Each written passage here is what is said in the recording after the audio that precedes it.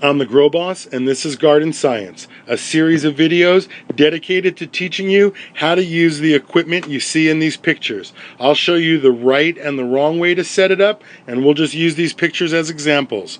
Today's picture, one I've seen on the internet for years. So stay with me, I'll be right back, and let's talk about all the equipment in this garden.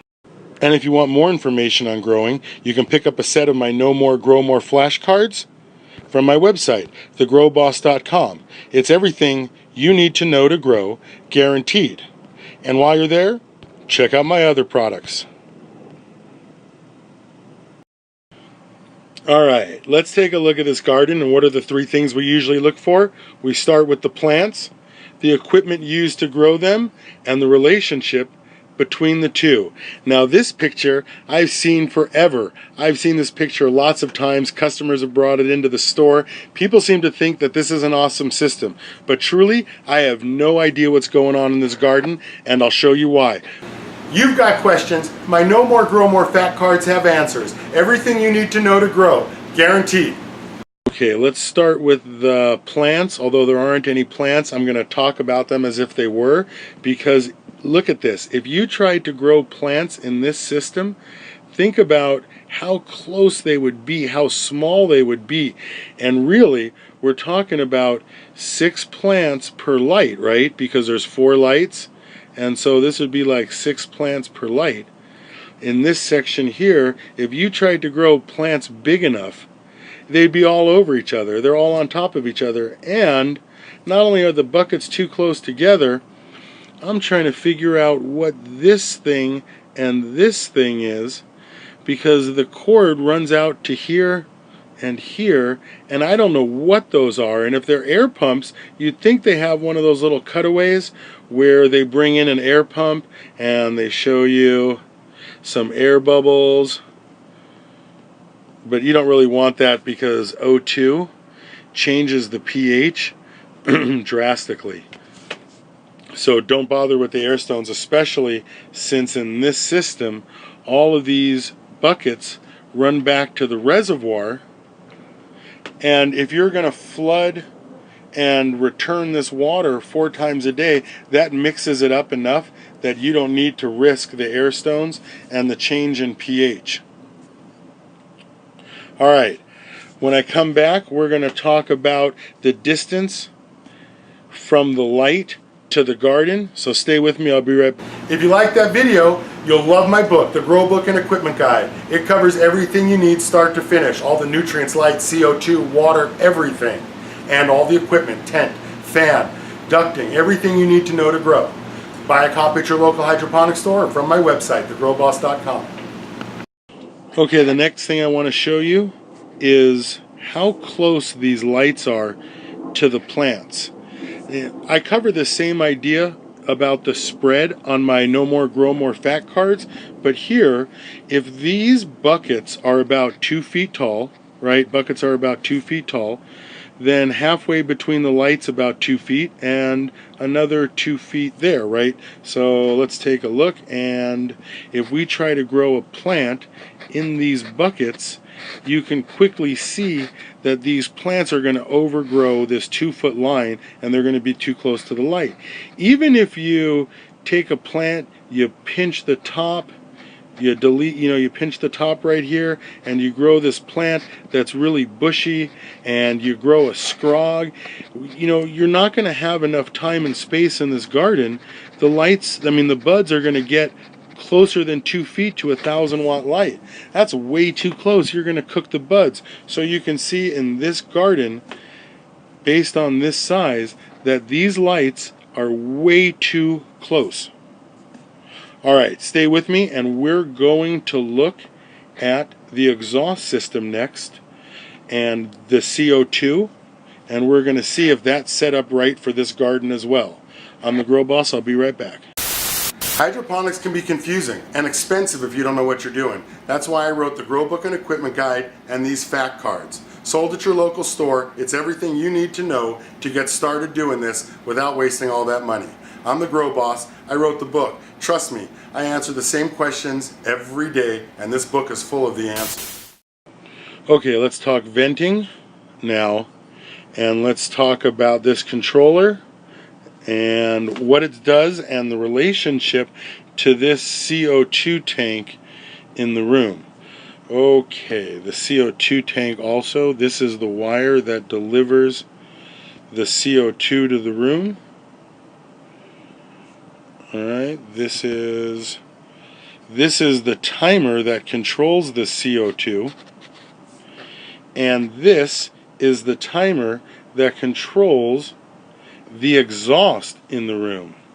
I suspect that this is an intake and that this is the exhaust, because that's a charcoal filter, a carbon filter, and it takes the scent molecule out. Now you know this one here, that's on 24 hours, because I couldn't figure out which controller was for that. But the important thing to notice here is that this CO2 monitor and this CO2 timer don't talk to each other. They're independent. So this thing is going to control this tank, and I mean this fan, and for all we know, this fan can be on while the CO2 gas is coming out, right? I mean, we don't know, because these two controllers don't talk to each other.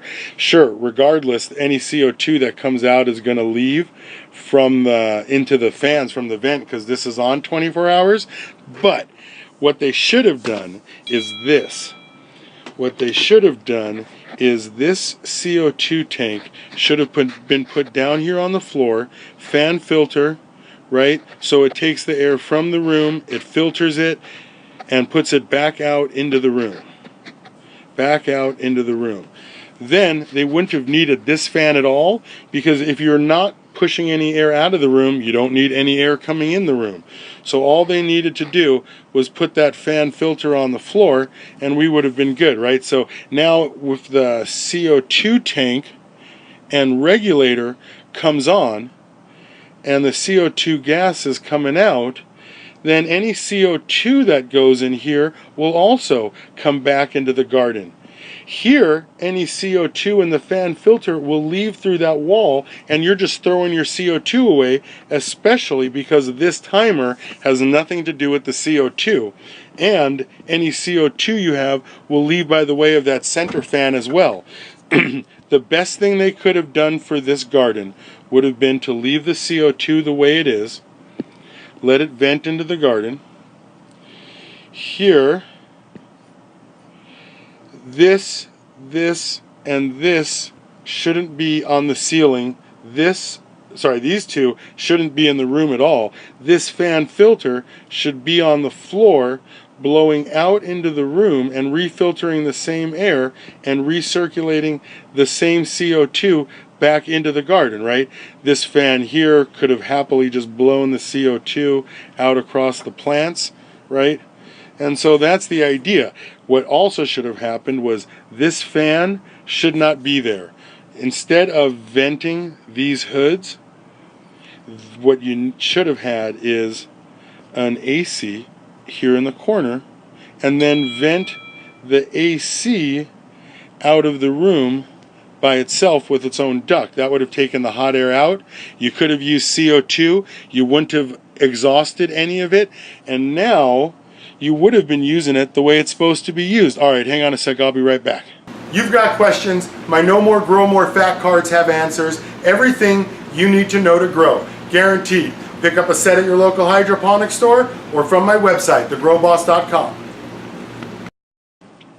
All right, there's just a few last things in this garden to check out, like these two timers. I'm not quite sure what they do.